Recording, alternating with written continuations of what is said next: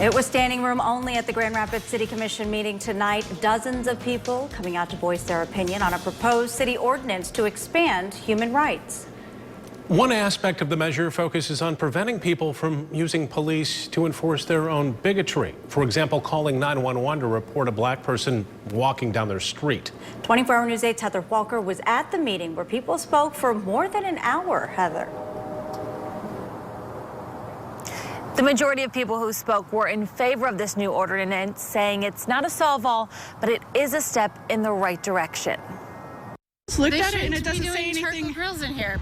I don't care. Are you sure? Are you sure it's not because you don't want black people? From national news stories like Barbecue Becky, who called police on a black family using a charcoal grill, to local events like a 12-year-old Grand Rapids girl handcuffed after a neighbor falsely reported a shooting occurred. These biased 911 calls are what the ordinance aims to stop by imposing a fine up to $500. I am appalled that I live in a city I grew up in that has to have an ordinance to tell people not to call the police on people because of the color of their skin.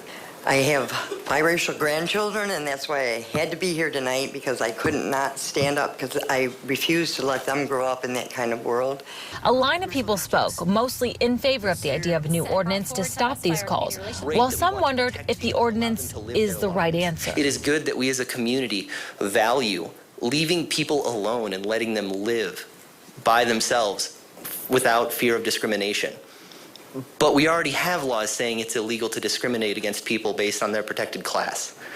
We already have something covering this, and to create additional redundant legislation does nothing.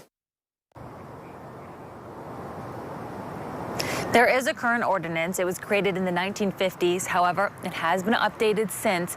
But the people behind this new ordinance, they say it has no teeth. And this one will make it very clear that any violation is a misdemeanor. The details, though, of who would enforce it, how it would be enforced, all still being worked out. And City Commission will not vote on this any sooner than May 14th. We will be there, let you know what happens every step of the way.